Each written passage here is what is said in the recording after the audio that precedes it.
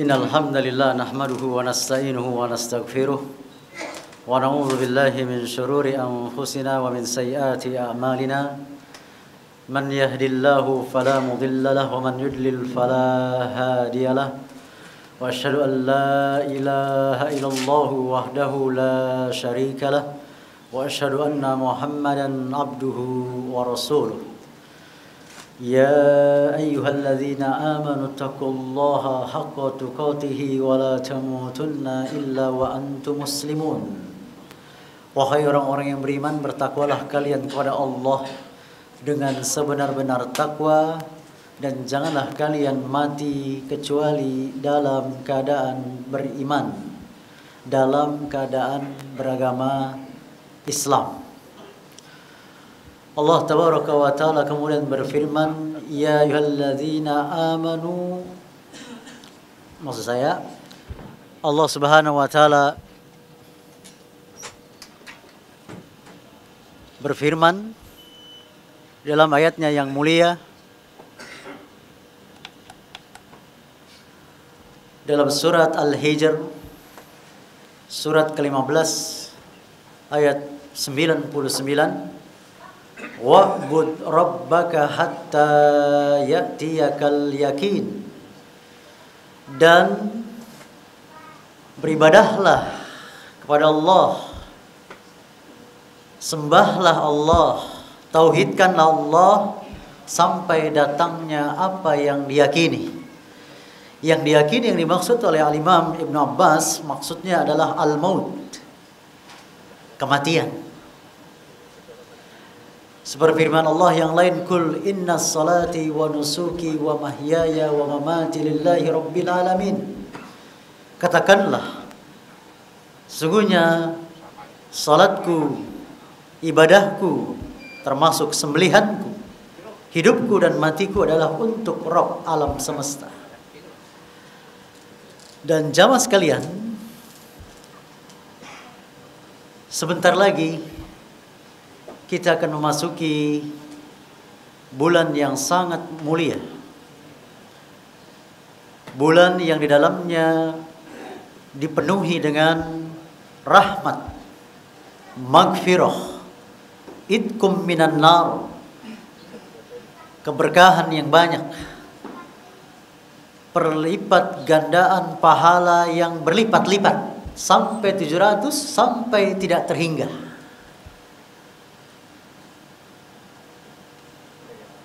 Dan tidak benar apa yang beredar di masyarakat bahwa katanya bulan Ramadan dibagi 3. 10 hari pertama rahmat, 10 hari kedua maghfirah, 10 hari ketiga itkum minan nar. Maka ini tidak benar. Sebagian ulama mengatakan palsu riwayatnya, sebagian lagi mengatakan dhaifun jiddan. Adapun yang sahih yang datang dari lisan kenabian yang mulia Muhammad SAW adalah justru setiap hari ya rahmat, setiap hari maghfirah, setiap hari itkum minan nar. Seandainya pun kita yakini itu sebuah hadis sahih, maka kita akan lihat, kalau kita meyakininya berarti di 10 hari pertama kita belum bisa minta ampunan dari Allah dan belum bisa minta pembebasan dari api neraka. Atau 10 hari kedua tidak bisa meminta rahmat, belum bisa minta itkum minan nar.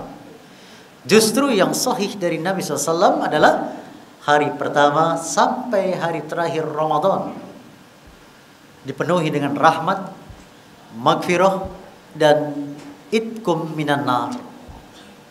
Oleh karenanya jamaah sekalian, Nabi kita yang mulia Muhammad SAW pernah menaiki mimbar, tentu untuk memberikan taujih beliau, tausiah, pidato, ceramah beliau. Di tangga mimbar pertama beliau mengucapkan amin. Di tangga mimbar kedua beliau mengucapkan amin. Di tangga mimbar ketiga beliau mengucapkan amin. Dan itulah mimbar yang sunnah. 1, 2, 3, 4 untuk tempat duduk Nabi SAW, tangga ketiga tempat kaki beliau yang mulia alaihissalatu wassalam. Para sahabat kemudian bertanya tentang apa yang beliau aminkan itu. Kemudian ringkasnya Nabi SAW menegaskan bahwa tadi Jibril datang kepadaku dan agar aku mengaminkan doa beliau. Ada 3 doa beliau. Yang pertama, semoga Allah laknat Allah atas orang-orang yang Ramadan berakhir tapi dosa-dosanya belum diampunkan oleh Allah tabaraka wa ta'ala. Kata Nabi, amin. Perintah Jibril.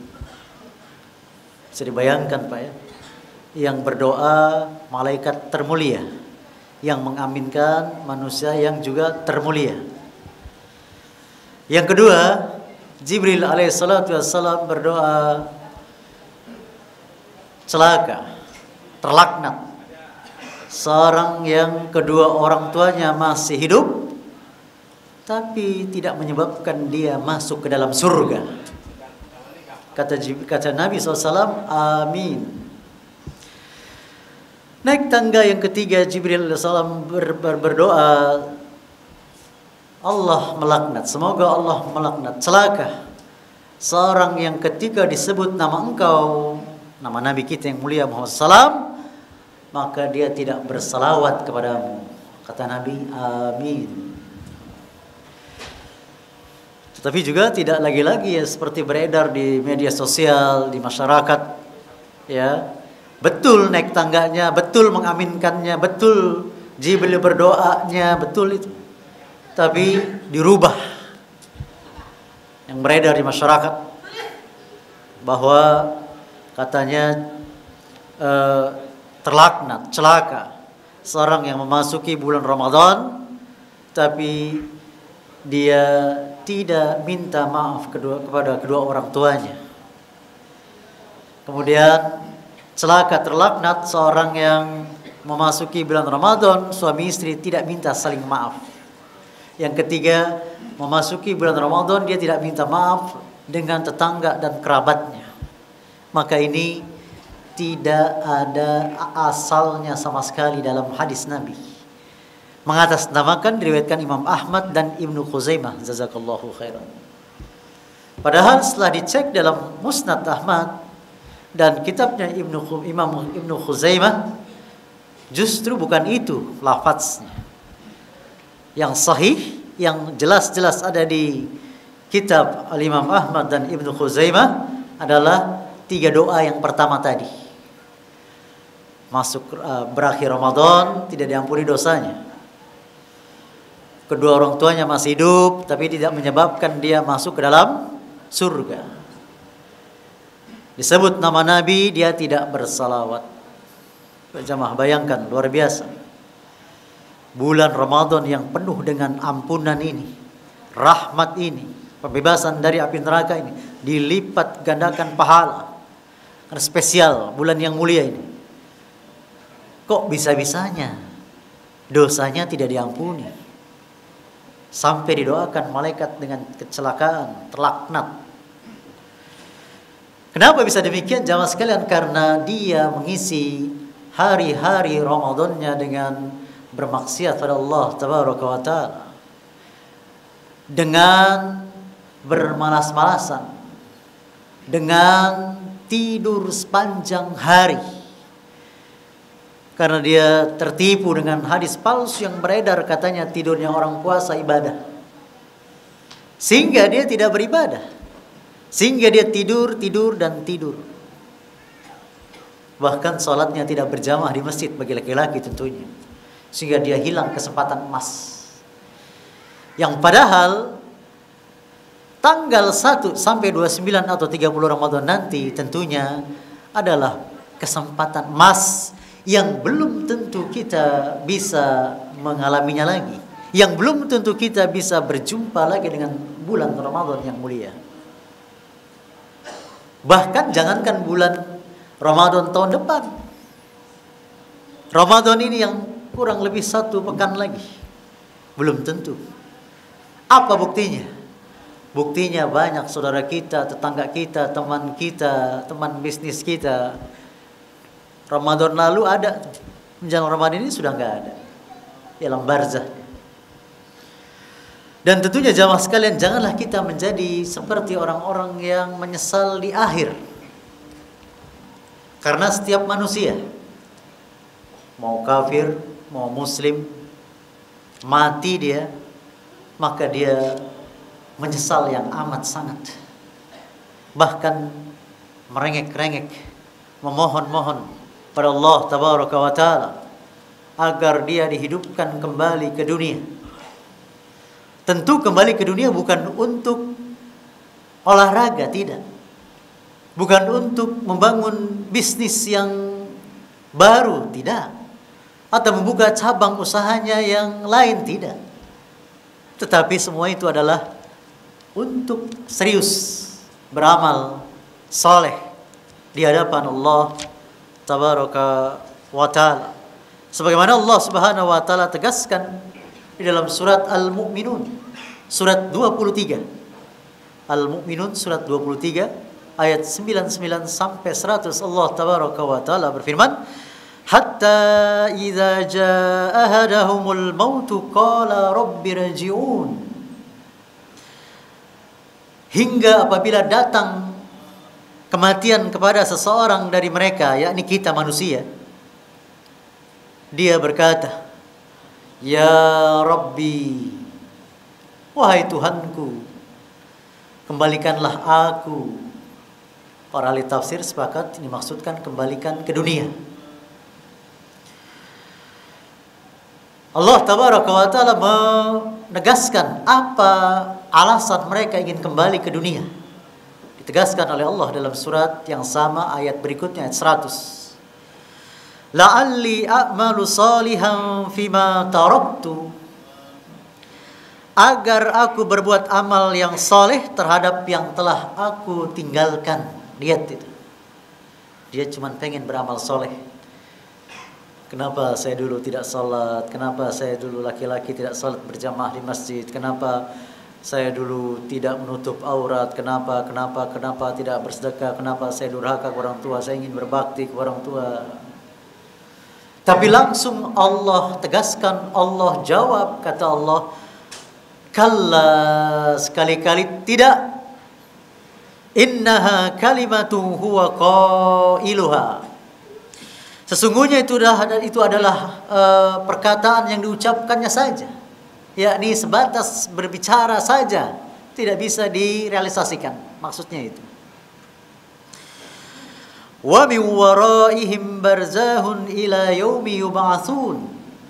Kata Allah, dan di hadapan mereka ada dinding sampai hari mereka dibangkitkan, alam barzah maksudnya.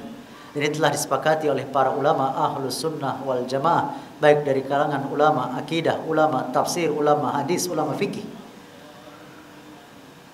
bahwa seorang tidak bisa kembali ke dunia karena alam barzah. Dan tidak mungkin, selamanya tidak mungkin seorang yang sudah masuk alam barzah kembali ke alam dunia. Sama sekali tidak mungkin. Sama seperti tidak mungkinnya seorang yang di dunia ya ingin kembali ke rahim ibunya. Tidak mungkin. Seorang yang masih di rahim ibunya ingin kembali ke alam ruh juga tidak mungkin. Orang yang sudah di padang mahsyar kembali ke alam barzah sangat tidak mungkin. Maka jamaah sekalian, di antara faedah dari ayat ini adalah maka tidak ada istilah roh gentayangan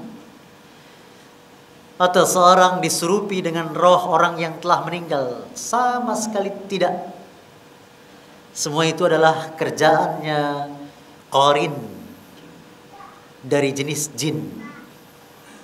Karena kita bayi lahir diiringi dua qarin. Satu qarin dari malaikat yang membisikkan kebaikan kepada kita, satu qarin dari jin yang membisikkan keburukan kepada kita. Dan qarin ini sangat tahu spesifikasi kita. Dari kita lahir sampai tua, sampai matinya kita. Sehingga dia kalau menyamar jadi kita sangat mudah sekali. Mengaku-ngaku sebagai kita yang telah meninggal dunia. Padahal itu adalah qarin. Walaupun suaranya sama, wajahnya sama, tai lalatnya sama, bajunya sama, ubannya sama, keriputnya sama, maka jangan dipercaya. Bertentangan dengan banyak sekali diantaranya surat Al-Mu'minun surat 23 ayat 99 sampai 100. Jamaah sekalian, maka sudah saatnya kita insaf, sadar bahwa sewaktu-waktu Allah Tabaraka wa Ta'ala mematikan kita. Maka tadi di awal kita katakan bahwa belum tentu kita menemui Ramadan ini, belum tentu. Dan seorang yang meninggal itu tidak ada kaitannya dengan sakit. Meninggal, mati, wafat seseorang kaitannya dengan ajal. Berapa banyak orang yang sakit, bahkan koma, dijenguk orang yang sehat. Orang sehatnya pulang, gak berapa lama orang sehat yang meninggal. Dan itu real, terjadi di tengah-tengah masyarakat kita. Maka yang muda jangan senang berbahagia. Saya masih lama matinya. Ini orang-orang yang udah ubanan, yang tua dulu pasti mati duluan. Belum tentu. Bahkan bayi mati aja ada.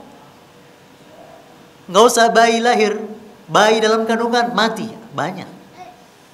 Apalagi kita. Oleh karenanya jamaah sekalian, Allah pastikan sepasti-pastinya setiap kita pasti mati. Bahkan para nabi dan rasul mati, kecuali Nabi Isa alaihissalatu wassalam yang Allah angkat ke langit kedua. Ini keyakinan akidah Ahlus Sunnah wal Jamaah. Tidak seperti keyakinan sebagian umat Islam yang meyakini katanya Nabi Isa telah mati. Akidah Ahlus Sunnah wal Jamaah meyakini Nabi Isa masih hidup dan tentu nanti akan mati ketika Allah akan takdirkan kiamat terjadi. Maka jamaah sekalian, setiap kita pasti mati dan setiap kita akan disempurnakan amal-amal kita di akhirat nanti. Yang dimaksud bagi siapa saja yang melakukan amal-amal saleh, kebaikan, melakukan yang ma'ruf, tapi Allah belum balas di dunia, Allah akan sempurnakan di akhirat. Begitupun orang-orang yang melakukan berbagai macam kemaksiatan, keburukan, dan kita lihat dia tidak dibalas oleh Allah di dunia sampai matinya, maka Allah akan sempurnakan juga di akhirat. Dan kesuksesan yang besar, kesuksesan yang abadi, kesuksesan yang kekal adalah kita bisa masuk surga dengan selamat dan dijauhkan dari siksa api neraka. Tapi sayang jamaah sekalian, di antara kita masih banyak tertipu dengan dunia, masih terlalaikan dengan urusan-urusan dunia, lebih memprioritaskan urusan dunia dibandingkan dengan akhirat. Padahal kampung kita sebenarnya di mana, Pak? Akhirat. Oleh karenanya Ali bin Abi Thalib radhiyallahu anhu sering kali berbicara dengan para sahabat bahwa kehidupan ini ada dua. Ada kehidupan dunia, ada kehidupan akhirat. Masing-masing memiliki pengikut. Ada pengikut dunia, ada pengikut akhirat. Lalu Ali bin Abi Thalib radhiyallahu anhu berpesan, jadilah kalian pengikut akhirat dan janganlah kalian jadi pengikut dunia. Karena hari ini adalah waktunya beramal tanpa hisab. Besok di akhirat, dalam barzah, waktunya apa, Pak? Hisab tanpa amal. Waliyazubillah. Allahul musta'an. Wallahul muwaffiq. Nah, oleh karenanya jamaah sekalian, Allah Subhanahu wa taala juga berfirman, kullu nafsin za'iqatul maut. Tiap-tiap yang berjiwa akan merasakan mati. Wa innama tuwaffawna ujurakum yaumal qiyamah. Dan sesungguhnya pada hari kiamat sajalah disempurnakan pahalamu. Faman zuhziha 'anil nar wa udkhilal jannata faqad faza. Barang siapa yang dijauhkan dari neraka dan dimasukkan ke dalam surga, maka sungguh ia telah beruntung. Wa mal hayatud dunya illa mata'ul gurur. Kehidupan dunia itu tidak lain hanyalah kesenangan yang memperdayakan. Jamaah sekalian, saya mengajak diri saya, kita semua yang hadir di sini, untuk mempersiapkan diri kita di dalam nanti beramal soleh di bulan Ramadan. Seminggu lagi. Bahkan jamaah sekalian, kalau saya tanya, saya, bapak-bapak, saudara-saudara sekalian, besok ingin bisnis, besok ingin masuk kantor, besok ingin berdagang, besok ingin kuliah, besok ingin sekolah. Apakah bangun tidur langsung berangkat? Tentu tidak jawabannya. Ada persiapan. Terlebih kita akan menghadapi bulan yang agung, yang mulia, yang besar. Yang kalau boleh kita katakan secara kasar, bulan yang penuh dengan diskon dari Allah Subhanahu wa taala.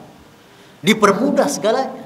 Saking dipermudahnya, dalam hadis yang sahih, setan-setan atau jin-jin yang jahat itu diikat secara hakiki, diikat.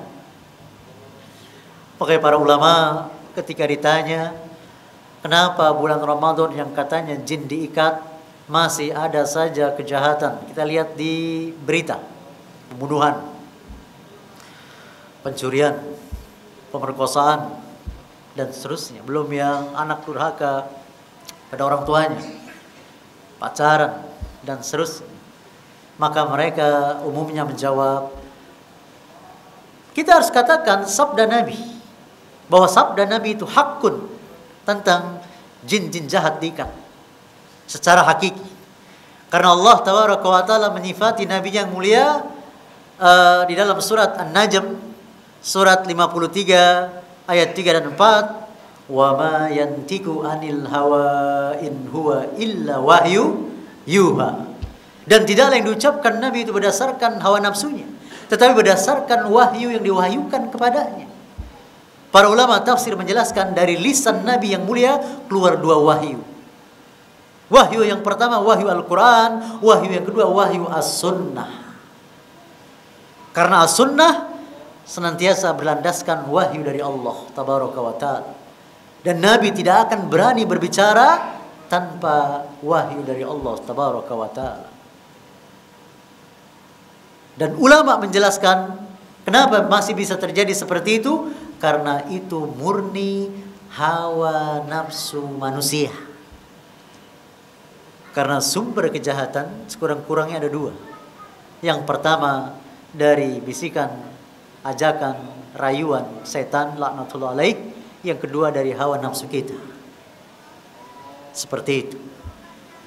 Nah, agar kita bisa mengendalikan nafsu kita, agar kita bisa mengendalikan diri kita tidak berbuat keburukan, kemaksiatan, kemudaratan, kezaliman, kata-kata yang kotor, perbuatan yang keji dan seterusnya, maka harus kita bersihi hati kita sebelum memasuki bulan Ramadan dari kesyirikan, dari riya, dari sombong, dari memperturutkan hawa nafsu dan seterusnya.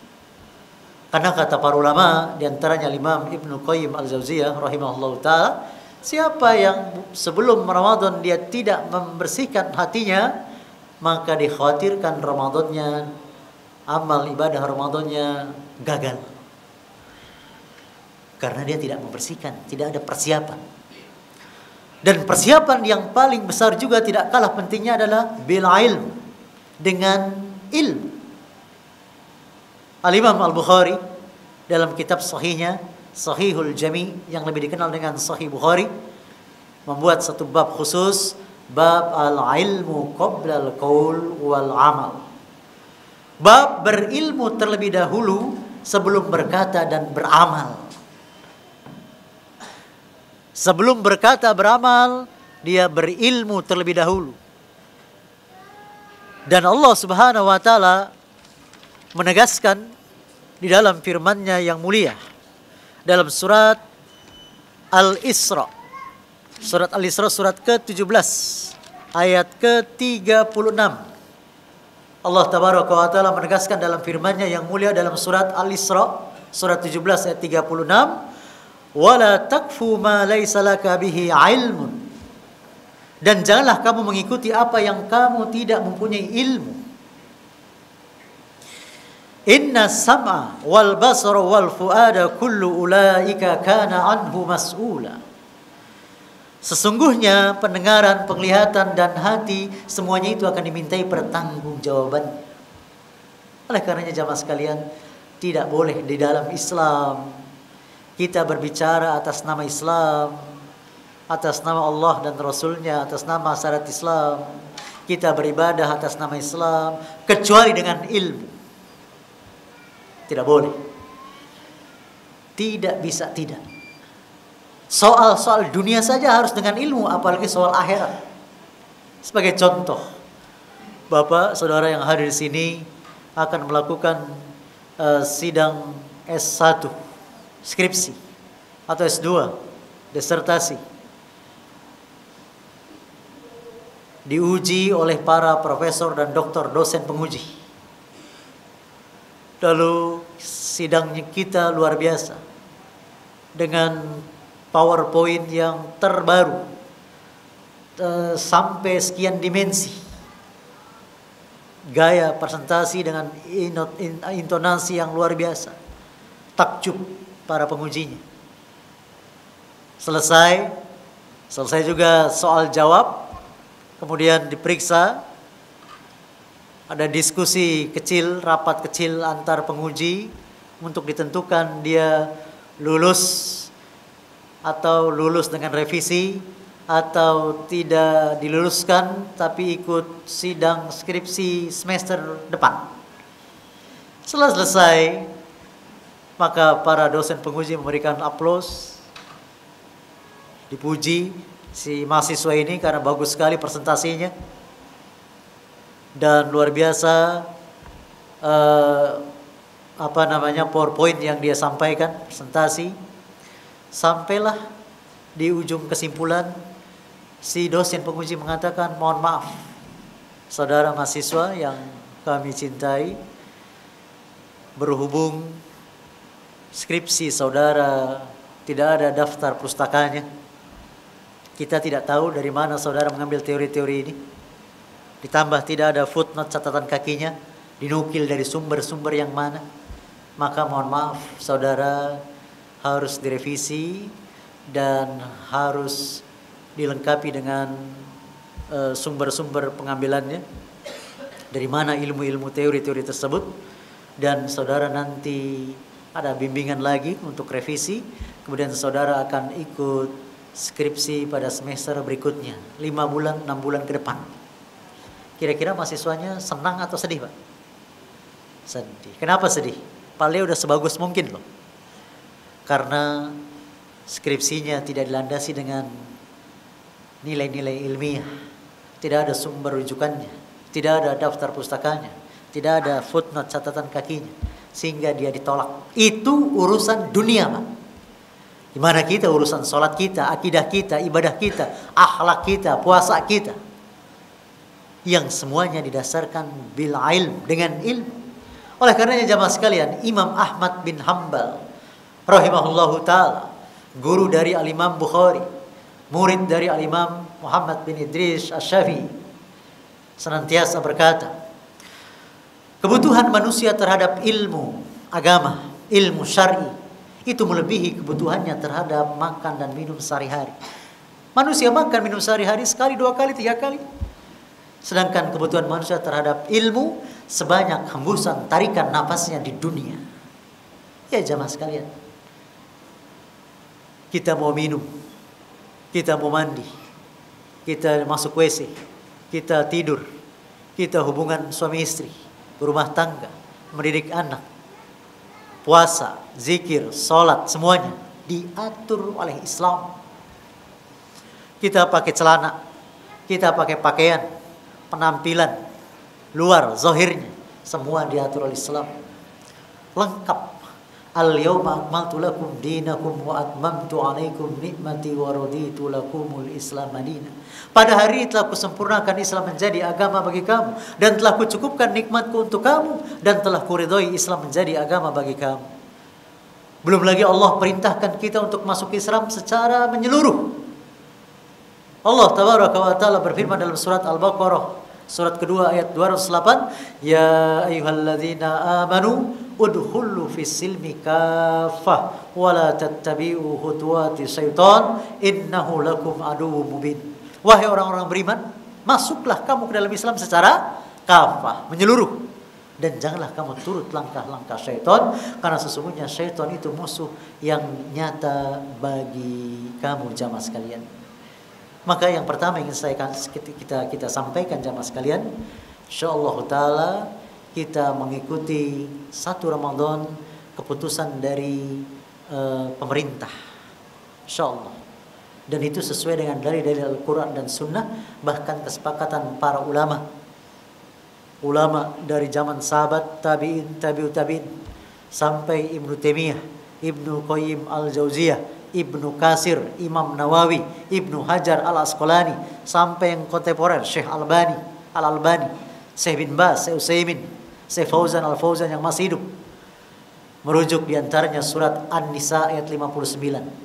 An-Nisa 59 menegaskan, ya ayyuhalladzina amanu atiullaha wa atiur rasul wa ulil amri minkum, dan seterusnya itu.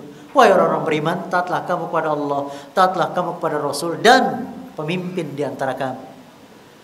Pemimpin ulil amri di sini ditafsirkan oleh Ibnu Katsir diantaranya ulama wal umara, ulama dan penguasa pemerintah, sultan. Dan dari sini juga ulama mengeluarkan kaidah, di antara prinsip kaidah atau akidah Ahlus Sunnah wal Jamaah, kita wajib taat kepada pemerintah selama tidak diperintah maksiat. Jika diperintah maksiat, tolak dengan cara yang baik. Atau ibu-ibu, para istri wajib taat kepada suami selama tidak diperintah maksiat. Jika diperintah maksiat, tolak dengan cara yang baik. Seorang anak, seorang murid wajib taat kepada orang tuanya, wajib taat kepada gurunya selama tidak diperintah maksiat. Jika diperintah maksiat, tolak dengan cara yang baik. Makmum wajib taat kepada imamnya selama tidak diperintah kemaksiatan dan kebid'ahan. Jika diperintahkan kemaksiatan dan kebid'ahan, tolak dengan cara tidak ikut-ikutan dalam kesalahan itu. Seperti itu. Dan itu sudah menjadi kesepakatan ulama, bisa cek di kitab-kitab para ulama. Misalnya kitab Al-Mughni yang ditulis oleh Al-Imam Ibnu Qudamah, gurunya Al-Imam Syekh Abdul Qadir Jilani. Yang kedua jamaah sekalian yang perlu kita ingatkan di sini adalah banyak orang ketika menyambut Ramadan, mungkin sudah disampaikan oleh para ustadz yang lainnya di majelis ini, adalah dengan cara maaf-maafan. Maka ini juga tidak ada contohnya dari Nabi Muhammad SAW, dari Abu Bakar, Umar, Utsman, Ali, Imam Hanafi, Maliki, Syafi'i, Bukhari, Ahmad bin Hanbal, Bukhari, Muslim, dan imam-imam alul hadis. Tidak ada. Mereka ternyata setelah dicek berdasarkan riwayat yang la aslalahu tadi, tidak ada asal-usulnya. Dan betul bahwa memaafkan ini disyariatkan dalam Islam, tapi tidak nunggu mau Ramadan, tidak nunggu pas puasa, pas lebaran, sama sekali tidak. Bahkan Nabi SAW menegaskan dalam riwayat yang sahih, tidak halal seorang muslim dengan muslim lain-lainnya, dengan saudaranya berdiam-diaman lebih dari 3 hari. Bagaimana mungkin dia nanti nunggu mau puasa, nunggu pas lebaran? Siapa yang jamin umurnya sampai sana?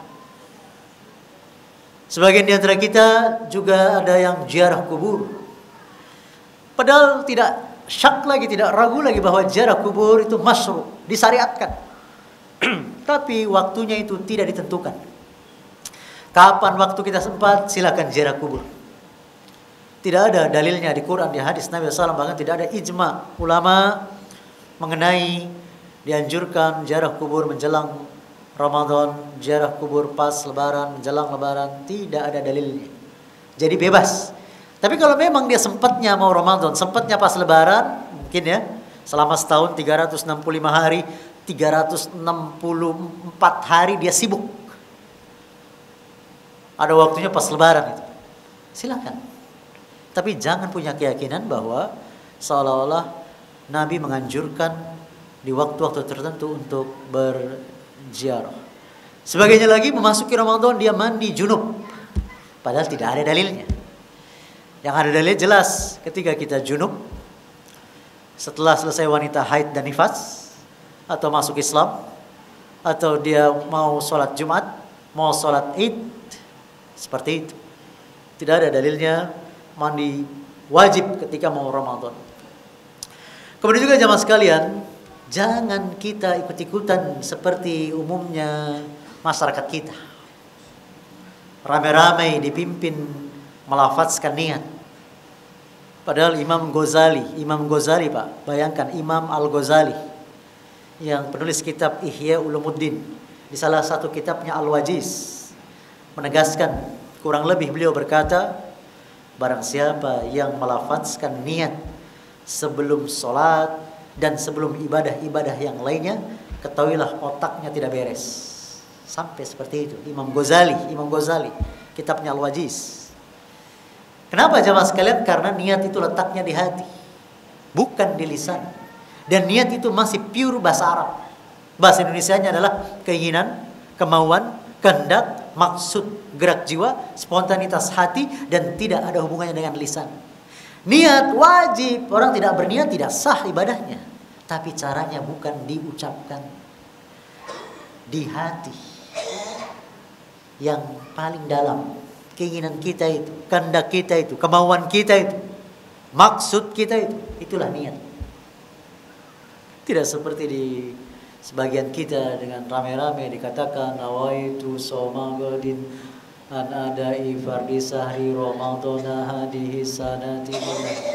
Saya kira jamaah hafal lah, semua dari kecil kita dengar itu. Ya. Dan juga jamaah sekalian, sunnah hukumnya, bahkan sunnah muakkadah, setelah tarawih kita ingin tadarus, boleh. Bahkan tidak harus setelah tarawih, boleh. Di waktu-waktu yang senggang tadarus. Satu membaca, satu mendengar. Satu membaca, satu mendengar. Sehingga kalau ada kekeliruan bisa dibetulkan. Tidak dibaca secara kur satu suara, tidak. Kalau dibaca rame-rame ada yang salah, tidak ketahuan. Ya. Dan usahakan khususnya laki-laki salat tarawih di masjid atau musola. Kan masjid musola nggak ada bedanya Pak ya. Musola tempat sholat, masjid tempat sujud. Apa musola nggak sujud orang, atau di masjid orang nggak sholat, gimana? Sama. Adapun kata-kata musola dalam hadis Nabi maksudnya tanah lapang untuk tempat sholat id. Ya, adapun musola dalam sisi keindonesiaan ya masjid kecil begitu. Padahal sama saja. Dan sah saja kalau musola itu dijadikan sholat Jumat sah. Tapi kalau ada masjid yang besar ya tentu lebih baik berkumpul di sana kalau muat begitu. Dan selanjutnya yang perlu kita ketahui adalah usahakan kita sholat tarawih sampai selesai bersama imam, karena akan dicatat oleh malaikat pencatat di sisi Allah seperti sholat semalam suntuk, seperti sholat semalam suntuk. Dan Nabi SAW memotivasi kita untuk saum, puasa, dari banyak sabda-sabda beliau seperti man shoma ramadhana imanan wa ihtisaban ghufira lahu ma taqaddama min dzanbi. Barang siapa yang berpuasa Ramadan karena keimanan dan mengharapkan ganjaran pahala, maka akan diampunkan dosa-dosanya yang telah lalu. Jamaah sekalian, dari sini kita mengetahui batallah, telah tersalahlah sebuah kelompok Islam pemahaman yang mengatakan bahwa kita tidak boleh beribadah kepada Allah niatnya mengharapkan pahala, niatnya mengharapkan ampunan, niatnya mengharapkan surga, niatnya mengharapkan dijauhkan dari api neraka, niatnya akan diampuni dosa. Tidak. Justru Allah dan Rasulullah memotivasi kita untuk mengejar surga, meraih pahala, meraih ampunan Allah, dijauhkan dari siksa api neraka.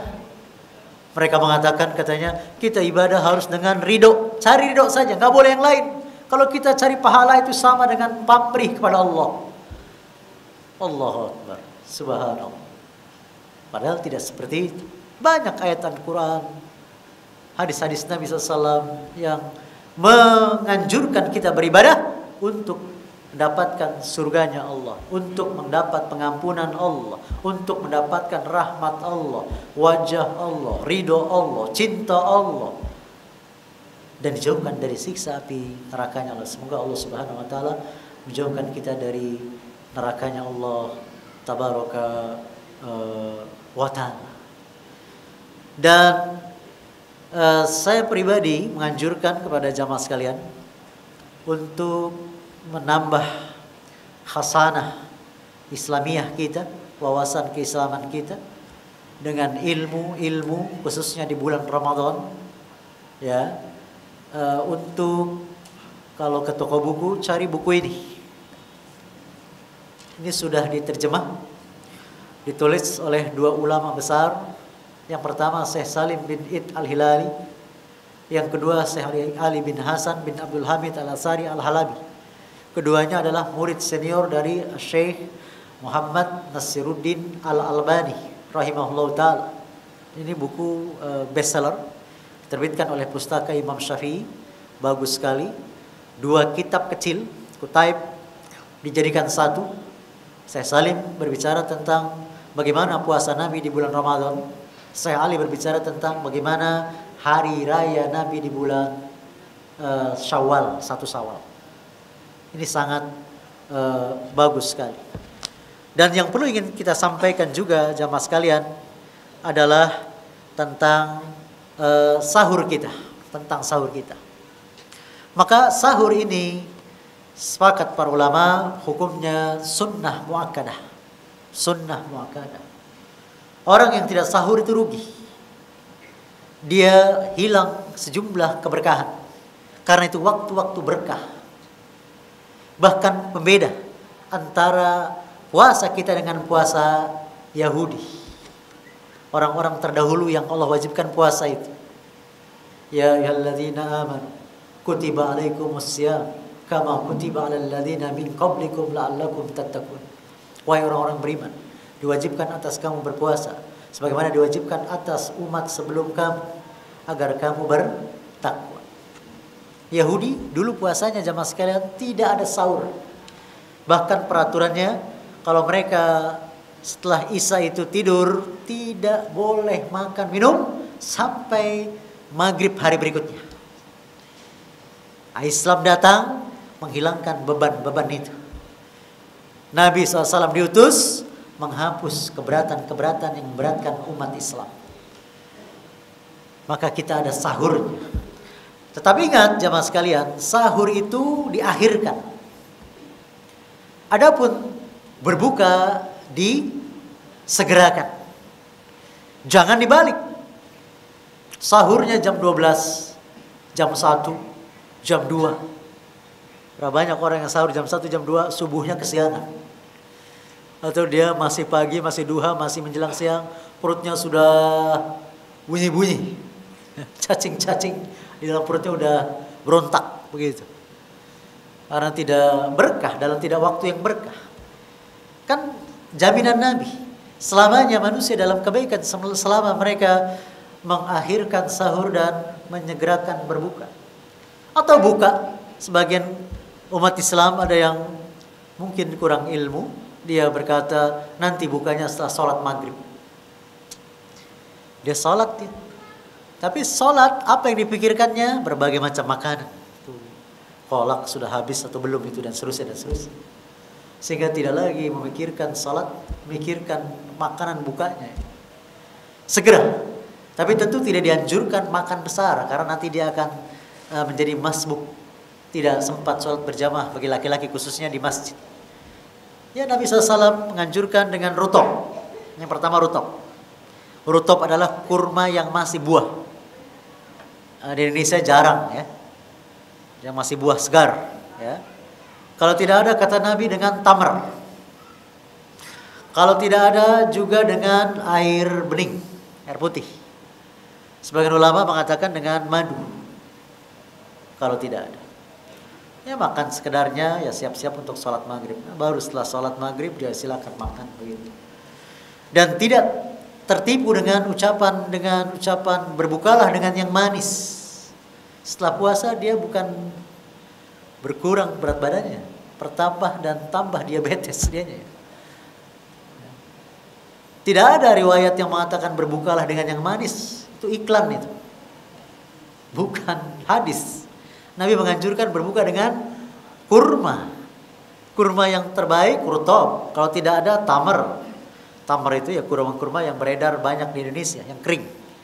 Ada mereka macam-macam, ada ajwa, ada sukari, ada yang lain-lain lah, banyak begitu. Ya. Dan jamaah sekalian, orang yang sahur juga mendapatkan waktu-waktu berkah dan waktu-waktu ijabahnya doa. Orang yang sahur perbanyak doa menjelang azan subuh itu. Dan juga perlu diketahui di sini bahwa tidak boleh, haram hukumnya seorang yang tidak ada uzur syar'i dia berbuka. Dan ini hukumannya sangat-sangat berat sekali. Tidak main-main jamaah sekalian, dalam hadis yang hasan diriwayatkan Imam Nasai dan Tirmizi, Nabi SAW bermimpi dan mimpi Nabi adalah benar, bahwa orang yang meninggalkan puasa dengan sengaja di akhirat dia akan digantung kakinya di atas, tapi tidak diikat dengan tali, dimasukkan kail ke rongga tulang di antara dua tulang tumit dan mata kaki. Kan ada rongga kosong ya, seperti kita lihat kambing di lututnya itu kan ada dua rongga tulang, kita kaitkan untuk dikuliti itu. Itu hukuman di akhirat orang yang meninggalkan puasa. Pala di bawah dengan mulut yang robek, mengeluarkan darah, ya tentu berteriak-teriak. Ini bagi orang yang sampai meninggalnya dia tidak bertobat pada Allah atas dia meninggalkan puasa pada masa lalunya dengan sengaja. Dan tidak ada dalilnya orang yang buka puasa dengan sengaja disuruh ganti, tidak ada dalilnya. Ada taubatan nasuha. Yang ada dalilnya, yang mengganti puasa adalah orang yang haid, orang yang nifas, orang yang sakit tidak menaun, para musafir yang memang dia nggak kuat berbuka puasanya, diganti pada hari berikutnya. Bahkan Aisyah radhiyallahu anha, istri Nabi yang mulia Muhammad SAW, mengganti puasa Ramadan tahun lalu diganti pada Sya'ban tahun depannya. Lihat tuh, pada 1 bulan lagi mau puasa. Kenapa jamaah sekalian? Para ulama ahli hadis, para ulama ahli sirah menjelaskan karena baktinya Aisyah radhiyallahu anha kepada suaminya, yaitu Nabi yang mulia Muhammad SAW, sampai diundur untuk mengganti puasanya. Dan kita jangan terjebak dengan hadis palsu yang beredar di masyarakat. Beredar di masyarakat katanya, barang siapa yang meninggalkan puasa dengan sengaja, maka dia tidak akan bisa menggantinya walaupun dia puasa setahun dan dia walaupun sanggup melaksanakannya. Ini riwayatnya sangat lemah dan maudhu, kata para ulama ahli hadis. Ya. Jadi kita jangan sembarangan, jangan bermudah-mudahan, jangan menggampang-gampangkan untuk membatalkan puasa kita. Dan pada prinsipnya dalam puasa kita tinggalkan sekurang-kurangnya 2 hal. Yang pertama, qauluz zur, perkataan yang dusta. Bayangkan jamaah sekalian, di 2 Ramadan saja kita harus meninggalkan kata-kata dusta, apalagi di bulan Ramadan. Yang kedua, pembicaraan yang tidak bermanfaat dan kata-kata kotor. Bayangkan, pembicaranya nggak boleh, apalagi amaliyahnya, apalagi perbuatannya, lebih tidak boleh lagi. Dan yang perlu juga disampaikan di sini adalah orang yang berpuasa boleh bangun waktu subuh tiba dalam keadaan junub, boleh.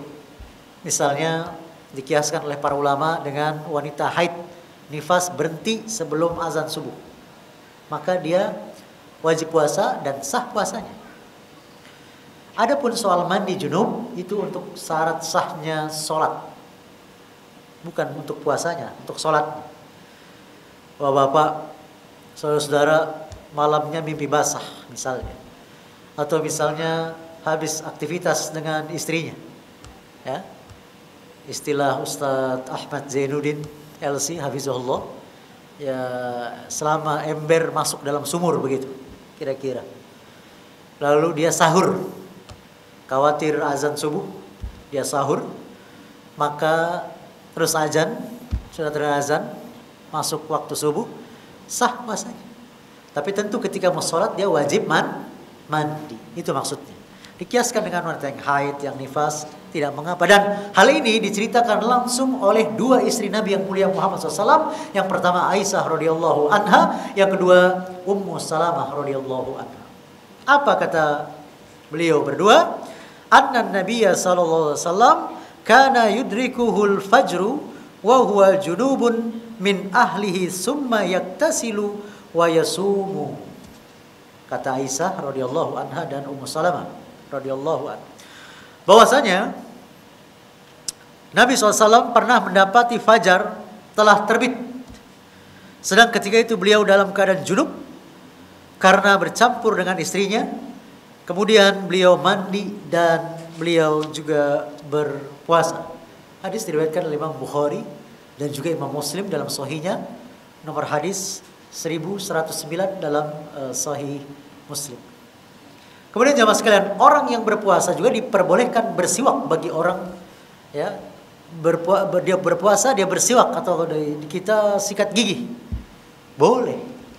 Adapun ucapan sebagian masyarakat yang mengatakan katanya kalau udah siang Ramadan, siang puasa tidak boleh kita sikat gigi, apalagi memakai odol karena itu ada rasanya. Ini perkataan yang tentu tanpa dalil. Ulama membahas panjang lebar, bisa batal kalau sampai ditelan. Ya, sampai ditelan. Saya maksud tenggorokan, batal.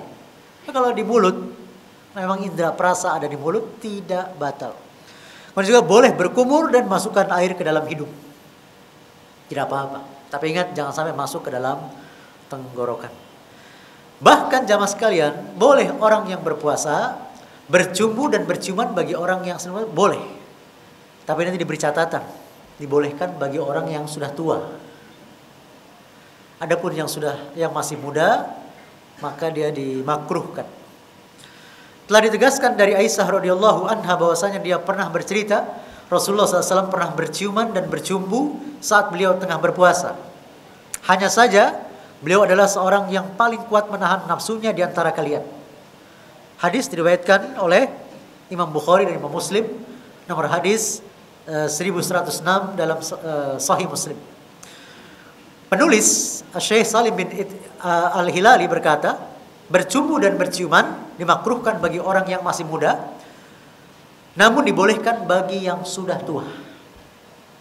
Berdasarkan riwayat dari Abdullah bin Amr bin As, dia bercerita, kami pernah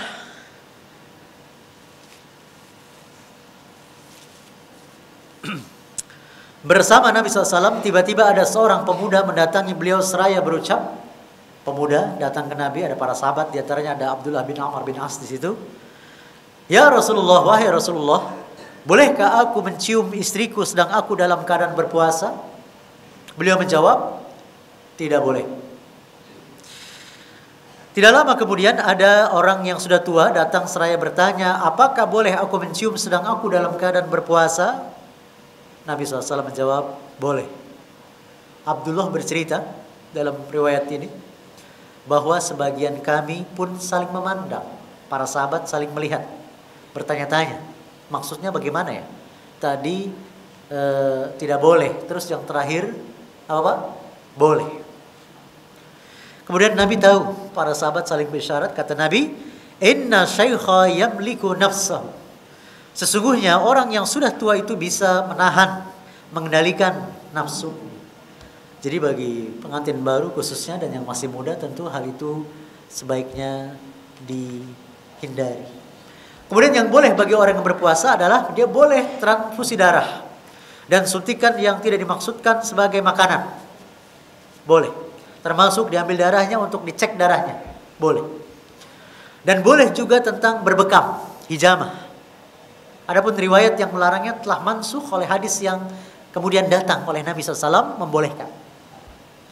Dari sini kita tahu bahwa darah yang membatalkan puasa adalah bukan darah yang dimaksud tadi, tapi darah yang dimaksudkan membatalkan puasa adalah darah haid dan nifas. Darah haid dan nifas. Itu yang berdasarkan hadis-hadis yang sahih. Kemudian juga boleh mencicipi makanan dengan syarat tidak sampai masuk ke dalam tenggorokan. Hal tersebut didasarkan pada riwayat dari Ibnu Abbas, la ba'sa an yazuqal khalla awis syai'a ma lam yudhil halqahu wa huwa shaimun. Boleh mencicipi cuka atau sesuatu selama tidak memasukkan ke dalam kerongkongannya sedang dia tengah berpuasa. Ya, ini langsung ditegaskan oleh Ibnu Abbas dan ini menjadi ijma para sahabat. Karena tidak ada yang mengingkarinya. Tidak ada yang mengingkarinya. Dan kita tahu Ibnu Abbas adalah salah seorang ahli tafsir yang didoakan menjadi ahli tafsir oleh Nabi SAW dan ahlul jannah. Kemudian yang selanjutnya, boleh kita memakai celak mata, obat tetes mata, dan semisalnya dimasukkan ke dalam mata, boleh. Termasuk membersihkan telinga dengan cotton bud misalnya, membersihkan hidung dengan jari, tidak mengapa. Ya. Adapun sebagian masyarakat yang mengatakan katanya mengupil itu membatalkan puasa, tentu tidak benar. Tidak benar ya. Selanjutnya, menyiramkan air dingin di kepala dan mandi. Dan hal ini pernah dilakukan oleh Al-Hasan, cucu Nabi. Pernah dilakukan oleh siapa? Anaknya Umar bin Khattab, Ibnu Umar. Juga pernah dilakukan oleh Nabi sendiri. Bahkan Al-Hasan berkata, tidak ada masalah dengan berkumur dan mendinginkan badan bagi orang yang sedang berpuasa. Dalam satu riwayat yang diriwayatkan oleh Imam Abu Daud nomor hadis 2365 dan Imam Ahmad bisnadin sahih dengan sanad yang sahih, wa kana sallallahu alaihi wasallam yasubbul ma ala ra'sihi wa huwa shaimun minal atas au minal har. Rasulullah SAW sendiri pernah menyiramkan air pada kepalanya sementara beliau tengah berpuasa karena haus atau panas yang menyengat. Dari sini para ulama ketika ditanya, boleh tidak orang puasa berenang? Jawaban ulama boleh. Selama dia tidak menyelam sambil minum air. Nah, ini tidak boleh tentunya. Adapun ucapan sebagian masyarakat yang mengatakan kentut dalam air batal, ini juga tidak ada dalilnya. Sampai seperti itu ya. Baik, jamaah sekalian. Kemudian juga perlu kita tegaskan di sini tentang ada 8 jenis manusia, 8 kategori manusia yang tidak wajib puasa. 4-nya ini wajib bayar fidyah, 4 yang lainnya wajib membayar puasa pada hari dan bulan berikutnya, tidak membayar fidyah. Siapa mereka jamaah sekalian? Orang yang tidak wajib puasa tapi dia nanti cukup bayar fidyah. Yang pertama, tua renta yang tidak sanggup untuk puasa, sudah tua renta dia, sudah tua renta, tidak kuat puasa. Fidyah.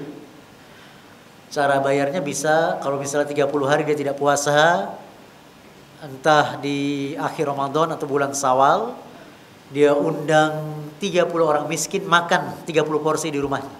Itu seperti dilakukan oleh sahabat yang mulia Anas bin Malik ketika masa sepuhnya. Ya. Boleh juga dalam bentuk beras. Satu porsi itu sekitar 1,5 liter beras lah kurang lebih. Ya. Satu orang. Sebagian ulama menganjurkan beserta lauk pauknya. Tentu yang lebih mudah adalah yang makanan yang langsung dimakan. Dan tidak dianjurkan dan tidak contoh bahkan membayar fidyah dengan uang. Dengan alasan logika tanpa dalil, karena uang lebih besar manfaatnya, lebih tepat guna dan seterusnya. Kalau mau ditambah uang, itu makanan tetap plus ada uangnya. Misalnya satu nasi kotak, ya, sederhana atau simpang raya, Pak.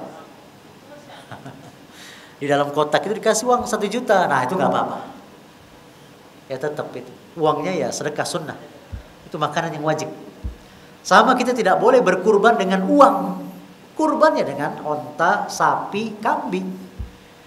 Tapi kalau ini kambingnya, ini ada uang 1 miliar, lebih bagus lagi. Ya, begitupun zakat fitri. Yang wajib bagi kita mengeluarkan makanan pokok. Kalau di Indonesia beras sekitar dikilokan itu 2,5 kilo beras atau 3,5 liter beras, gitu ya, Pak. Nggak boleh, saya uang aja, nggak boleh. Kalau mau uang, yang wajibnya tetap ya dikasih uangnya lagi, bagus, sunnah. Jadi syariat tidak boleh dirubah. Syariat tidak boleh dirubah. Yang kedua jamaah sekalian, orang yang sakit menahun, yang sudah tidak sanggup puasa dan sulit diharapkan kesembuhannya. Saban hari sakit.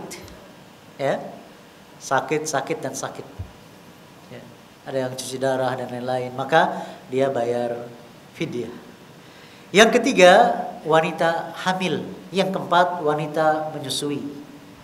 Apabila wanita hamil menyusui ini kuat untuk berpuasa dan tidak membahayakan bayinya, silakan puasa. Jadi dia nggak perlu bayar fidyah lagi. Nah, 4 kategori manusia yang tidak wajib puasa, tetapi dia wajib mengkodok puasanya, membayar puasa pada hari dan bulan berikutnya. Pertama adalah orang yang sakit tidak menahun. Yang kedua, orang musafir. Ketiga, orang yang haid. Keempat, wanita yang nifas. Maka 4 orang jenis manusia ini wajib membayar fidyah. Bayar apa? Puasa. Ya. Puasa, membayar puasa pada hari dan bulan berikut. 4 orang membayar fidyah, 4 orang jenis orang ini membayar puasa pada hari dan bulan berikut. Dan jamaah sekalian, hendaknya kita diusahakan nanti 10 hari terakhir Ramadan tinggalkan aktivitas dunia. Kita fokus berkhalwat, berduaan dengan Allah Subhanahu wa taala. Dengan melakukan apa? Iktikaf. 10 hari terakhir Ramadan. Masuk malam 21, ya, keluar ya malam Lebaran lah, kira-kira begitu. Ya dia beribadah, ya, salat wajibnya berjamaah, salat sunnahnya, salat duhanya, salat taubatnya, salat istikharahnya, salat syukrul wudunya, salat tahiyatul masjidnya, baca Qur'annya, dan kita usahakan fokus baca Qur'an. Karena para salafus soleh itu fokus dengan Qur'annya. Sampai-sampai Imam Syafi'i dalam manaqibnya yang ditulis oleh Imam Baihaqi, Imam Syafi'i itu khatam Quran dalam 1 bulan Ramadan berapa kali? 60 kali. Bayangkan tuh gimana, Pak? Berarti sehari 2 kali. Gimana caranya? Nggak ada kesibukan dunia. Bisa kalau dia fokus, ya. Ya paling dipotong untuk sholat begitu, ya. Mandi gitu, tidur yang sedikit tidurnya Imam Syafi'i rahimahullahu ta'ala. Fokus untuk itikaf sehingga kita bisa mendapatkan pahala yang pahalanya sebanyak seperti orang ibadah 83 tahun. Berapa bulan? 1000 bulan. Apa itu? Malam Lailatul Qadar. Mudah-mudahan yang berbicara dan yang mendengarkan semuanya kita berikan semangat untuk beribadah, diberikan keberkahan untuk beribadah sampai akhir Ramadan dan sampai akhir hayat kita. Sebagaimana Allah tabaraka wa ta'ala tegaskan tadi, wa'bud rabbaka hatta ya'tiyakal yakin. Dan sembahlah Tuhanmu sampai datangnya kematian. Sampai Allah matikan kita. Sehingga jamaah sekalian, Imam Ahmad sering ditanya. Imam Ahmad itu sampai sepuhnya kemana-mana membawa catatan, membawa kitab, menuntut ilmu, murojaah, beribadah. Ditanya, wahai imam, sampai kapan engkau menuntut ilmu? Sampai kapan engkau beribadah? Sampai mati. Berdasarkan ayat tadi. Surat Al-Hijr, surat 15, ayat ke-99. Dan terakhir jamaah sekalian, jangan lupa, memang ulama berselisih tentang hukum sholat id. Ulama berselisih tentang hukum sholat id, tapi ternyata jumhur ulama yang banyak tidak kita tahu, ternyata sholat id hukumnya bukan sunnah muakkadah. Hukumnya wajib ain bagi yang tidak ada uzur syar'i, dengan beberapa alasan. Pertama, Nabi 9 kali sholat id tidak pernah tinggal. Dan kita lihat hukum asal perintah, kita tahu wajib selama tidak ada yang memerintahkan memalingkan kepada selain wajib. Yang kedua, syiar sholat id lebih besar dari sholat Jumat. Kita tahu sholat Jumat wajib, tapi syiarnya lebih besar daripada sholat id itu lebih besar dari sholat Jumat. Yang ketiga, para ulama fikih membahas, diantaranya Al-Imam Ibnu Qudamah dalam kitabnya Al-Mughni. Tadi Ibnu Qudamah gurunya Imam siapa Pak? Syekh Abdul Qadir Jilani ya. Banyak yang tidak tahu itu ya, bahwa Syekh Abdul Qadir Jilani bukan seorang sufi, bukan seorang tasawuf, dia seorang ulama ahlus sunnah wal jamaah. Bahwa seandainya id bertepatan dengan hari Jumat, seandainya sholat id bertepatan dengan hari Jumat, orang yang tadi sudah sholat id, ketika nanti waktu tengah hari Jumat itu, dia dikasih pilihan. Boleh dia sholat Jumat, boleh dia tidur atau sholat zuhur Pak? Sholat zuhur. Kata para ulama, tidak mungkin sesuatu yang tidak wajib bisa menggeser yang wajib. Paham maksudnya Pak ya? Tidak mungkin. Maka dari sini pendapat yang terkuat, sholat id itu wajib, tidak sunnah muakkadah. Dan tidak perlu kita sholat id diajarkan oleh imamnya dengan mengucapkan, melafazkan niat lagi, tidak. Masing-masing niat, masing-masing. Dan perhatikan itu, rapatkan safnya. Ini kadang-kadang dengan korannya lebar Pak ya, akhirnya jaraknya bisa jauh sekali. Dan usahakan kita ajarkan anak-anak kita ketika keluar dari rumah menuju tempat sholat id, kita keras baca takbir. Allahu Akbar, Allahu Akbar, Allahu Akbar, la ilaha illallah, Allahu Akbar, Allahu Akbar, walillahilhamd, dan seterusnya. Ini kita ajarkan kepada anak kita menuju tempat sholat id. Dan di tempat sholat id tidak ada tahiyatul masjid, karena itu lapangan Pak. Ya berbeda kalau sholat idnya di masjid, dan Nabi SAW pernah sholat id di masjid karena hujan. Ya, diusahakan di tanah lapang, dan ingat jangan di jalanan, kecuali panitianya bagus ya, kasih alternatif jalan yang lain lah, jangan sampai ditutup. Mungkin ada orang melahirkan, orang sakit mau lewat dan seterusnya mengganggu, tidak boleh. Ya. Dan diusahakan jamaah sekalian yang diucapkan ketika bubaran sholat id, maka kita contoh seperti yang diucapkan oleh para sahabat. Para sahabat mereka saling mengucapkan setelah sholat id dengan ucapan taqabbalallahu minna wa minkum. Taqabbalallahu minna wa minka, atau taqabbalallahu minna wa minkum. Semoga Allah menerima amal dari saya dan semoga Allah menerima amal dari kamu. Ya. Adapun selebihnya tidak ada riwayat yang sahih. Tidak ada riwayat yang sahih. Walaupun sebagian ulama membolehkan, tapi yang kita pegang nas. Yang kita pegang dalil. Lau kana khairan la sabaquna ilaihi. Kalau sekiranya perbuatan itu baik, tentu para sahabat telah mendahului mengamalkannya. Kenapa jamaah sekalian? Karena para sahabatlah orang yang pertama kali mengamalkan kebaikan setelah Nabi kita Muhammad SAW. Dan seterusnya barangkali ini mudah-mudahan bermanfaat. Kalau ada yang disampaikan oleh jamaah, kami persilahkan. Saya ingin minum Pak ya. Bapak-bapak minumnya ada? Tidak ada ya.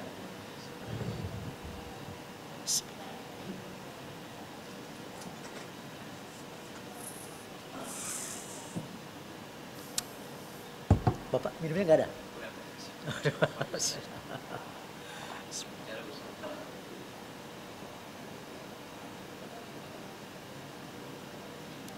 Ada? Ya Bapak dulu. Yang lebih senior dulu ya. Silakan.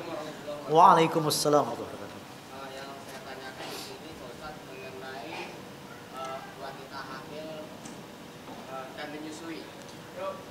Jadi contohnya begini Pak Ustadz, misalkan tahun kemarin bulan puasa kemarin dia hamil, kemudian tidak bisa puasa Pak Ustadz. Ya. Pas di tahun sekarang Hamil lagi? bukan hamil, Oh. menyusui anak di puasa Indonesia. Menyusui anak. Menyusui. Oh, kan 2 tahun nyusuinya ya. Jadi yang pertama dia hamil, yang sekarang menyusui. Yang Gimana jadi cara menggantinya? Iya. Orang yang hamil dan menyusui kalau dia kuat berpuasa dan tidak khawatir membahayakan si ibu dan si anak, maka puasa. Tapi kalau tidak kuat, maka cukup bayar fidyah. Kalau tahun lalu 30 hari puasa dia tinggalkan karena hamil ya, maka dia cukup bayar fidyah. Begitupun menyusui, cukup bayar fidyah. Berarti dia bayar fidyahnya kalau belum tahun lalu, misalnya 30 hari puasa, siapkan 60 porsi makanan, diberikan kepada orang fakir miskin. Mudah sekali.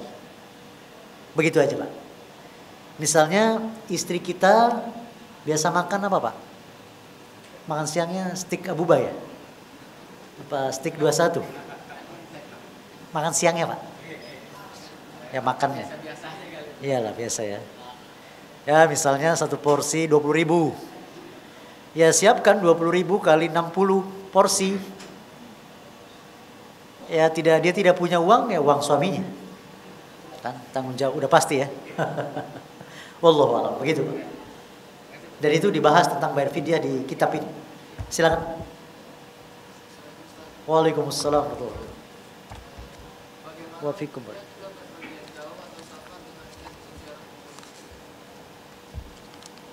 Berpergian jauh atau safar untuk ziarah kubur. Ziarah kubur.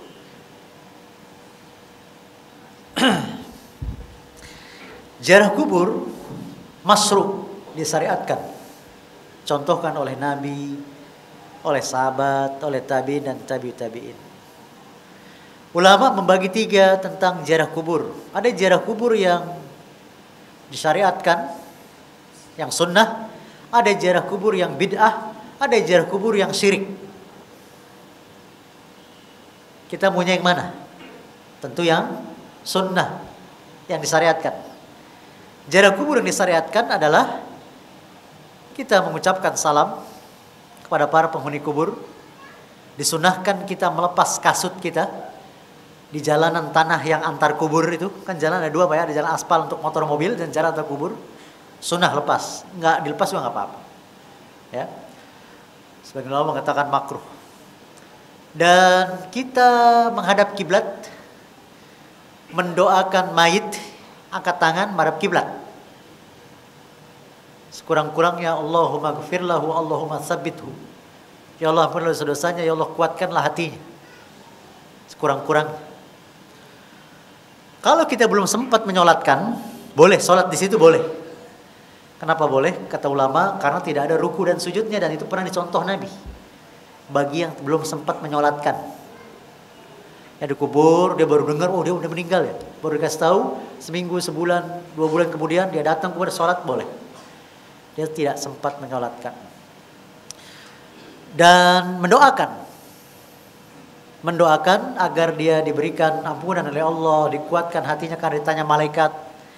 Kemudian kita sebagai yang berziarah mengingat mati, mengingat kampung akhirat, mengikis sifat sombong bahwa kita juga akan mati seperti itu.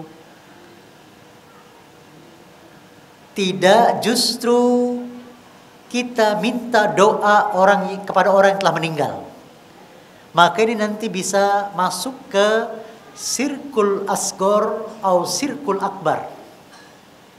Kalau syirik kecil misalnya, dia mintanya sama Allah, tapi melalui perantara roh orang yang sudah meninggal.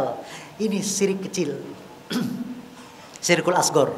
Tapi jamaah sekalian, syirik kecil itu dosanya di atas dosa-dosa besar yang lain. Dosa besar tarkus sholat, meninggalkan sholat, dosa besar, membunuh, riba, zina, korupsi, dan seterusnya. Karena syirik adalah dosa besar yang paling besar. Terus bedanya dengan syirkul akbar apa? Dia langsung minta kepada roh orang yang meninggal itu. Itu jelas itu. Dan orang yang meninggal dalam keadaan syirik tidak sempat bertobat seperti Firaun. Firaun kan tobatnya nyawa sudah di sini. Maka dia akan kekal di neraka. Nggak diampuni dosanya. Nah sekarang orang bepergian jauh. Misalnya dia tinggal di Indonesia. Orang tuanya dikubur di Malaysia misalnya. Misal ya. Begitulah kira-kira ya. Secara hukum boleh tidak? Boleh, tidak apa-apa. Nggak apa-apa. Karena yang dimaksud larangan-larangan itu kan orang-orang yang dia beribadah di sana dia. Ya masuk kepada ziarah kubur yang bid'ah. Membacakan beberapa surat Quran yang padahal Quran untuk orang yang hidup, bukan untuk orang yang mati. Untuk orang yang mati dibutuhkan doa. Dan orang yang mati bisa kita manfaatkan agar dapat pahala. Gimana caranya? Pertama, kalau kita anak kandung atau saudara kandung, boleh kita memberangkatkan haji dan umroh si mayit. Dengan catatan kita sudah pernah haji dan pernah umroh. Yang kedua, kita bisa membayarkan puasa nazarnya. Puasa nazar. Seorang tua mengatakan, nanti ibu kalau sembuh, ibu mau puasa seminggu. Allah kasih takdirkan sembuh. Sekian lama sembuh, begitu ya. Ternyata apa yang terjadi? Lupa bayar puasa nazar. Anak-anak tahu nih dia meninggal, anaknya wajib bayar puasa seminggu. Bukan puasa Ramadan, puasa nazar. Puasa Ramadan dia sakit ya bayar fidyah. Anak-anak keluarganya. Yang ketiga, boleh kita bersedekah atas nama orang yang sudah meninggal. Boleh. Ya. Bahkan doa orang Islam yang bukan saudara, bukan apa-apanya dia, mendoakan dia nyampe insya Allah. Selama ikhlas dan sesuai dengan contoh Nabi. Yang kelima, bahkan perbuatan baik si anak. Perbuatan baik si anak. Si anak mengerjakan amalan soleh, amal ibadah selama sesuai sunnah dan selama ittiba'ur rasul, mengikuti contoh rasul, si anak dapat pahala. Pahalanya mengalir ke orang tua yang sudah meninggal tanpa mengurangi pahala si anak. Lihat itu. Dan itu cuma ada di Islam. Adapun riwayat yang sahih yang menyatakan bahwa anak Adam meninggal putus seluruh amalnya kecuali 3 hal. Apa itu Pak? Amal apa? Amal jariah. Doa anak yang soleh. Ilmu yang bermanfaat yang pernah diajarkan di dunia. Betul, itu bukan pembatasan. Itu 3 ditambah riwayat Bukhari Muslim yang lain. Boleh menghajikan, boleh mengumrohkan, boleh bersedekah, membayar puasa nazar, bahkan seluruh amal soleh si anak pahalanya ngalir ke orang tua tanpa dalam riwayat yang lain. Jadi luas sekali. Dan juga bisa kita hubungkan hubungan baik dengan kerabat-kerabat saudara orang tua kita yang telah meninggal. Dan terus mengalir pahalanya. Dan itu cuma ada di agama Islam Pak, nggak ada agama lain ya, tidak ada. Dan kalau ziarah kubur di sana dia lakukan jauh-jauh, ternyata mohon maaf melakukan kesyirikan dan kebid'ahan, inilah yang jelas haram, tidak diperbolehkan. Liyunzira man kana hayyan. Surat Yasin surat 36 ayat 70. Dan dia Muhammad memberi peringatan, Nabi kita memberi peringatan dengan Quran. Di antara salah satu nama Quran adalah Az-Zikr. Ya. Kepada orang yang hidup, kata Allah. Jamaah sekalian, coba kita bayangkan. Quran ini isinya perintah larangan. Isinya ini tentang sejarah umat-umat terdahulu. Bercerita tentang yang sudah terjadi, sedang terjadi, dan yang akan terjadi. Amalan-amalan untuk sholat, untuk menutup aurat, untuk bagi warisan, ya kan Pak ya? Berbakti kepada orang tua, untuk jihad. Apakah manfaat dibacakan orang yang sudah tidak bisa beramal? Tidak bisa. Sekali lagi, Quran adalah pedoman hidup seorang muslim, bukan pedoman mati. Pedoman hidup yang masih hidup. Wallahu a'lam. Ada lagi, Pak? Ya. Waalaikumsalam warahmatullahi wabarakatuh. Bagaimana hukumnya orang yang setelah mengerjakan sholat tarawih dan dia tidur bangun lagi menjelang sholat tahajud? Bagaimana hukumnya orang yang sholat tarawih? Biasanya berapa rakaat tarawihnya, Pak? Oh, 11. Tidur dia jam 1, jam 2 bangun atau jam 12 bangun. Apa hukumnya dia sholatnya apa? Tahajud.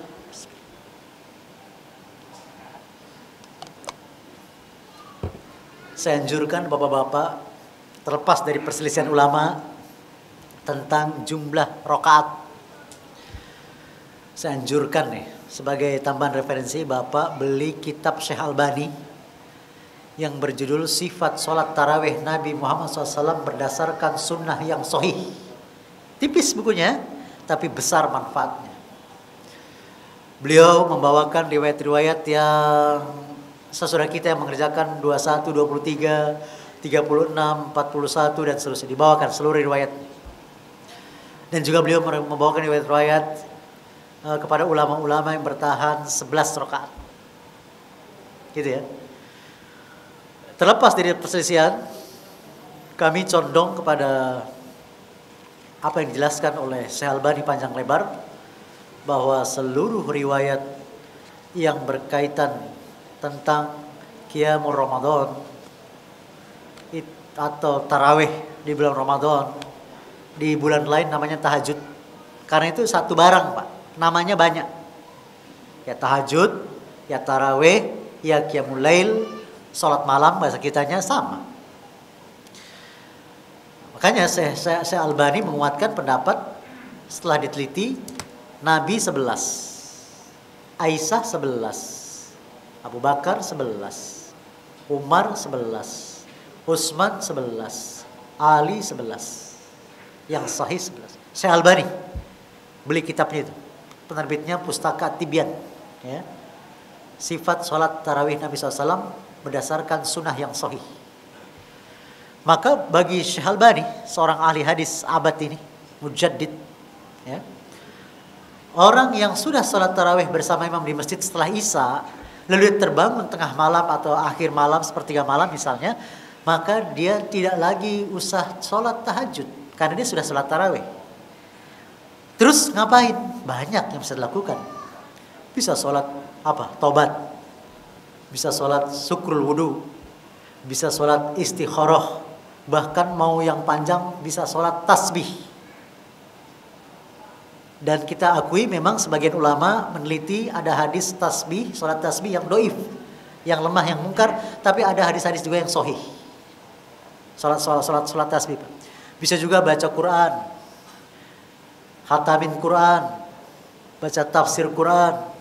Banyak lah pokoknya yang bisa dilakukan ketika kita bangun malam dan sudah sholat tarawih. Jadi tidak usah heran jamaah sekalian, semasa Syekh Albani dan Syekh Robi masih hidup ketika sholat di Mekah, di Madinah, mereka 11 rakaat keluar.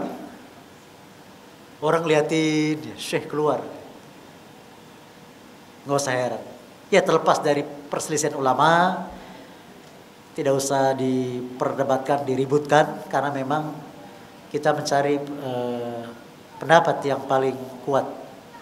Walaupun memang sebagian mengatakan itu sudah dibolehkan 4 madhab, begitu. Tapi kita cari yang paling sahih. Wallahu a'lam. Yang lain, Pak? Iya, Pak.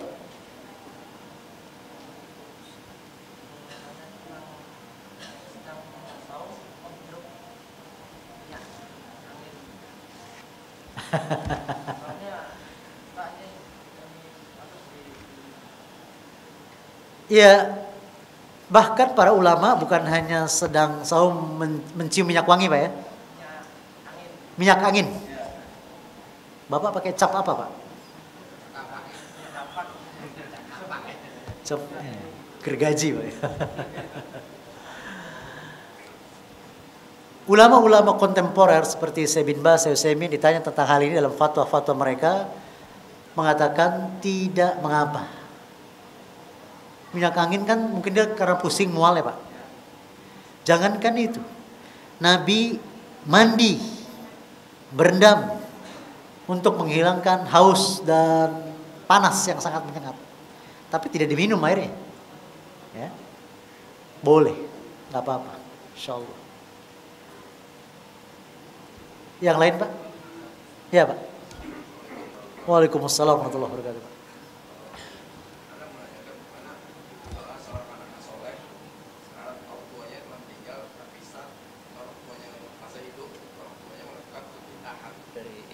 Ya.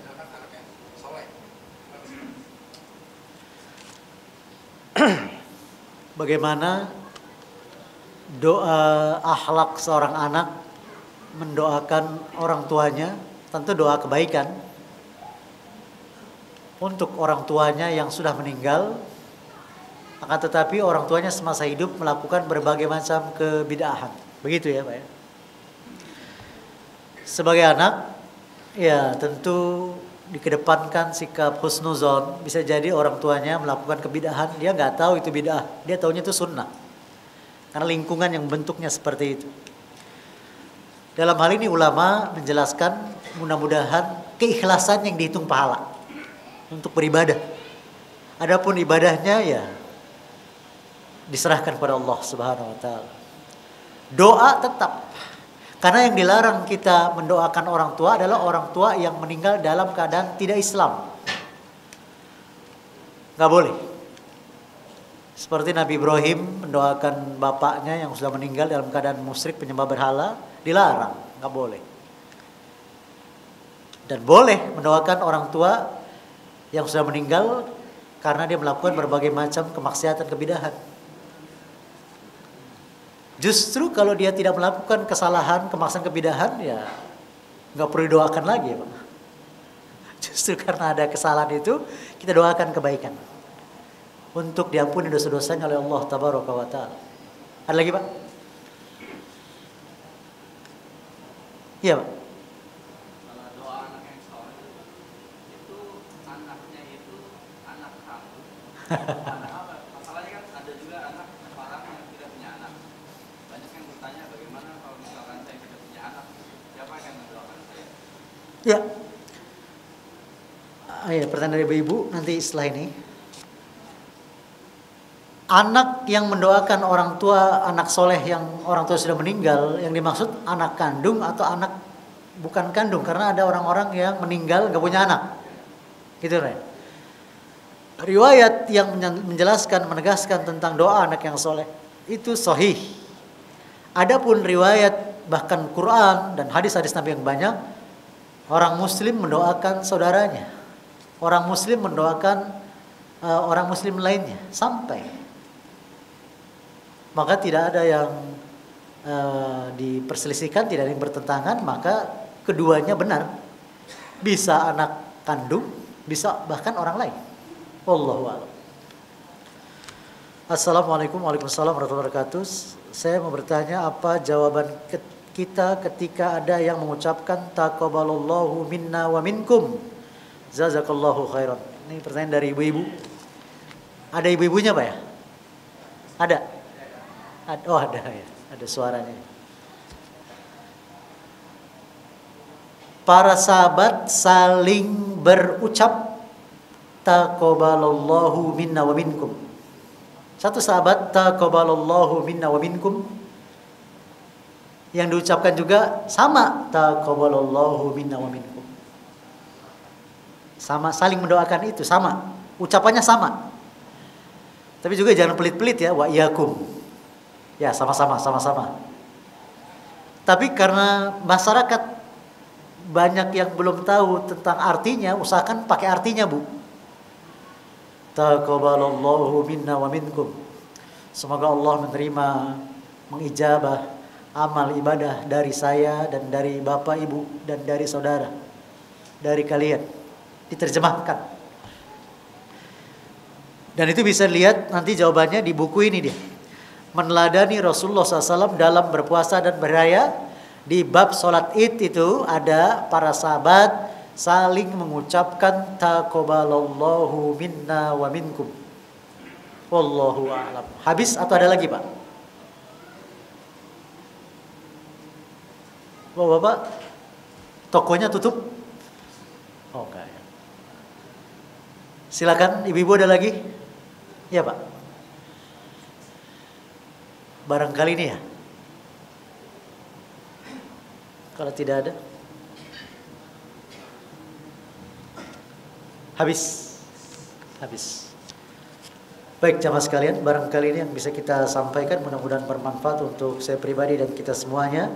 Mudah-mudahan Allah Al-Wahhab yang Maha Pemberi memberikan kepada kita umur yang panjang dan berkah, diberikan semangat untuk kita beribadah ya dari hari ini sampai seterusnya, khususnya bulan Ramadan, dan semoga Allah Tabaraka wa Taala senantiasa memberikan kepada kita ilmu yang bermanfaat, dijauhkan dari ilmu yang tidak bermanfaat, dijauhkan dari azab dunia, dijauhkan dari azab kubur, diberikan nikmat kubur, dijauhkan dari siksa api neraka, jauh dimasukkan ke dalam surganya Allah. Amin Allahumma amin. Yang benar dari Allah dan Rasulnya, yang salah dari pribadi saya dan syaitan. Dan saya pribadi mohon maaf kepada jamaah sekalian atas kekeliruan kata-kata dan sikap saya. Dan kita semua juga mohon ampun kepada Allah Tabaraka wa Taala. Semoga Allah Al-Ghafar Al-Ghafur memohonkan ampunan bagi kita semuanya.